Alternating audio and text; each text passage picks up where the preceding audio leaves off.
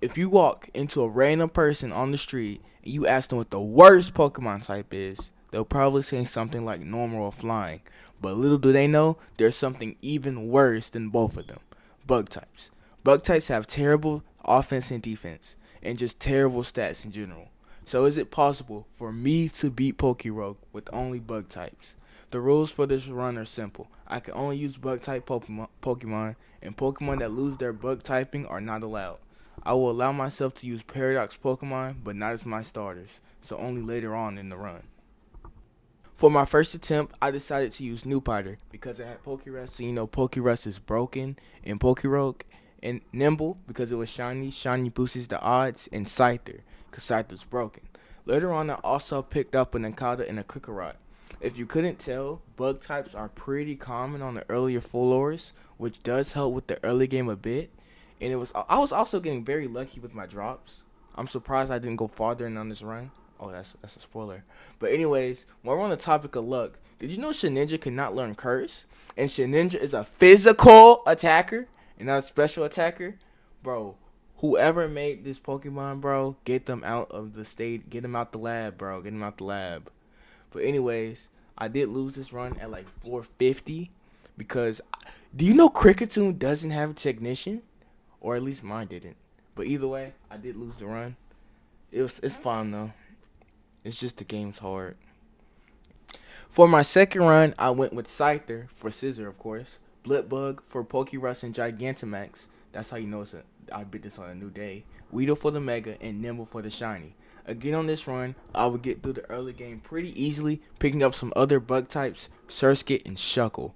I would manage to get my hands on a Linking Cord and a Mega Bracelet pretty early on, before 400. The evil team I'm going against is the Aether Foundation, which is pretty decent, you know, since it's not Team Magma, which is what my whole team was weak against. One of my biggest concerns this run was my rival's Shiny Mega Rayquaza, but since he leads with Blastoise, I'm able to set up 3 Swords Dance and sweep with Mega Scizor. I'm not even going to sugarcoat it. At this point, my team was stacked, beyond stacked. I had G-Max, I had Mega, 2 Megas actually. I had 2 Megas, and I don't even think I was going to struggle at all. The only problems I thought I was going to experience were Fire types and Mega Eternatus, or G-Max Eternatus, whatever.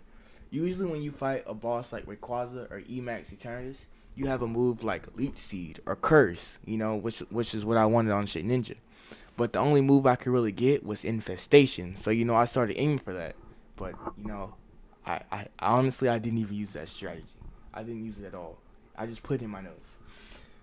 But now I'm going to take this opportunity to tell you to like and subscribe. This channel's on the newer side, and I'm going to be so honest, I have no idea what I'm doing. So like and subscribe, hit the notification bell, and comment, I guess.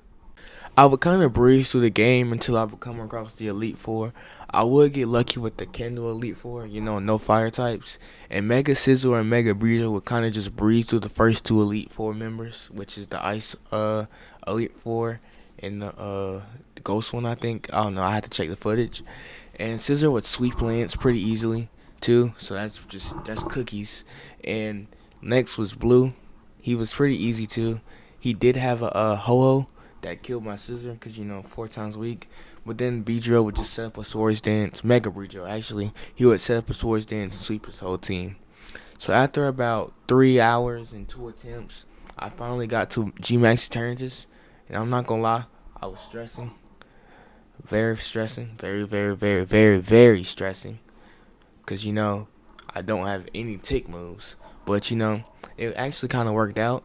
I started off with Scissor, set up some Swords Dances, Metal Punch, boom, boom, boom.